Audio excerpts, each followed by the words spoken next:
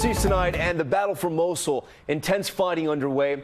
Iraqi and Kurdish fighters backed by the U.S. liberating more villages today and closing in on the largest ISIS stronghold in Iraq. ABC's chief global affairs correspondent Martha Raddatz in the region tonight. The resistance has been fierce. A suspected ISIS suicide vehicle today speeding towards a convoy of advancing forces. Those forces opening fire. After one narrow miss, then another. Finally, the car is struck, catching fire.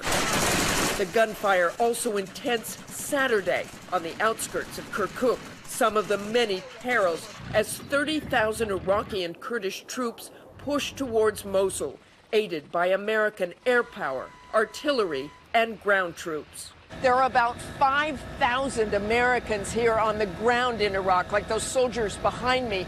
Most are staying inside the wire on bases, but there are about 500 out in the thick of it. Defense Secretary Ash Carter telling us in northern Iraq today, it is a dangerous but vital mission. Make no mistake, whether they're flying airplanes overhead or whether they're advising units on the ground, even behind the front lines, they are at risk. It's also important that everybody understands that we must do this. We have to protect ourselves. U.S. troops we talked to well aware of the threat and the risks. Tonight, more than 1 million civilians remain under ISIS control in Mosul. That's why the next phase of this operation is so difficult, trying to save those civilians while wiping out ISIS. Tom?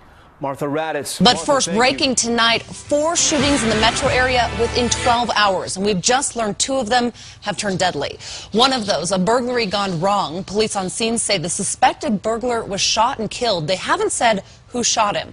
It happened on the 4700 block of Ireland Court in the Green Valley Ranch area. The shooting is still under investigation. And the victim in last night's liquor store shooting on East 20th Street near Washington also didn't make it. Police say it started as an argument between 2 groups in the parking lot when someone started shooting. So far, no arrests have been made. Meanwhile, police are still investigating 2 other overnight shootings in the metro. Those victims are expected to survive. We have details on those on the Denver 7 app. Joins us now from Osaka. Sir, welcome to the program. Let's talk about how the United Nations has received a lot of criticism for doing far too little and far too late when it comes to the issue of Yemen, but also the question raises as to why can't these short-term ceasefires translate into ceasefires with further longevity? Well, you have to look at who is backing Saudi Arabia. Saudi Arabia is not interested in a ceasefire. It's Yemen that's being bombed, not Saudi Arabia.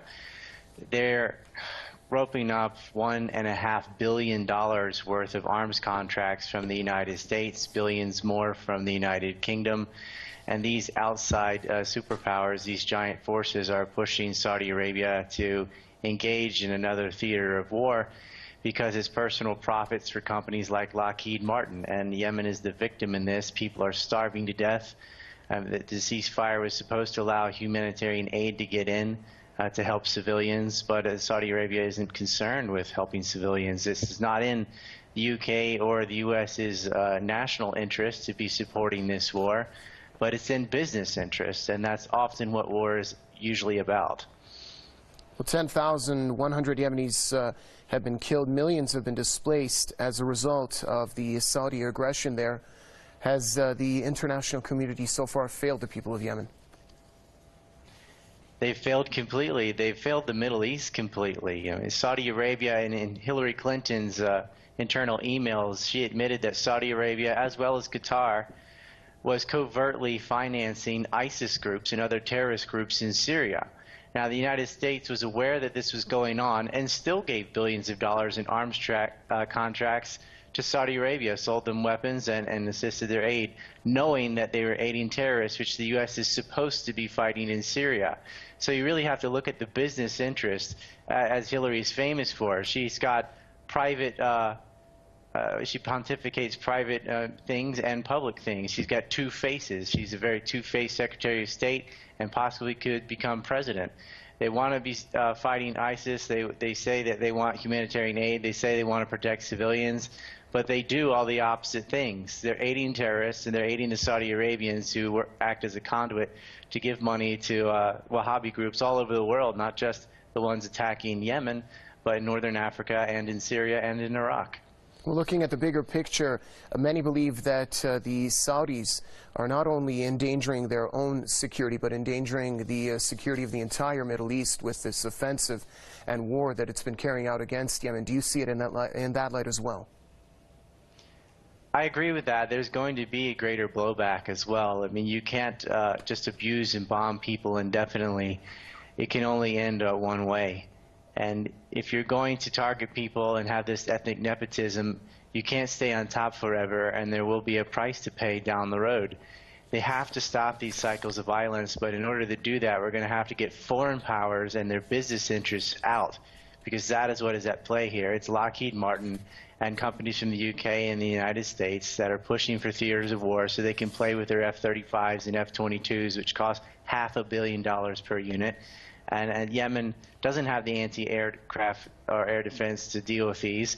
It's a safe place for them to have a playground for war. It is really that disgusting. It's not out of hatred or natural interests or anything. It's just business interests. They need to sell planes, and so they pick on the little guys. David Swanson from Osaka, thank you, sir. And tonight, police are trying to identify the person killed in a fiery crash in Oxford. It happened yesterday morning on Maple Tree Hill Road. Police say the driver went off the road and hit a drain support. You can see it here. The car then rolled on its side and caught fire. The driver was found dead after the flames were put out. We're going to move overseas now to the battle against ISIS, where American special forces are helping Iraqi troops reclaim the key city of Mosul. It is a fierce fight, and ABC's chief global affairs anchor Martha Raddatz is on the ground with the latest. Good morning, Martha. Good morning, George. There are 30,000 Iraqi forces taking part in this attack on Mosul, backed up by thousands of Americans. The terrorist fighters putting up fierce resistance. This suspected suicide car bomber coming under fire, neutralized by Kurdish forces. So far, dozens of towns, hundreds of square miles, liberated from the grip of ISIS. In an exclusive interview at a base in northern Iraq, Secretary of Defense Ash Carter telling us the battle is going according to plan. What's happening is that a cordon is being placed, an ever-tightening noose around Mosul. The Iraqis may be in the lead, but with Americans in close support. For the Secretary, it is a dangerous but vital mission. We must do this. We have to protect ourselves from ISIL. They intend harm to our country and our people. U.S. troops we spoke with are well aware of that threat and the risks here in Iraq. Some of them are on their fourth deployment.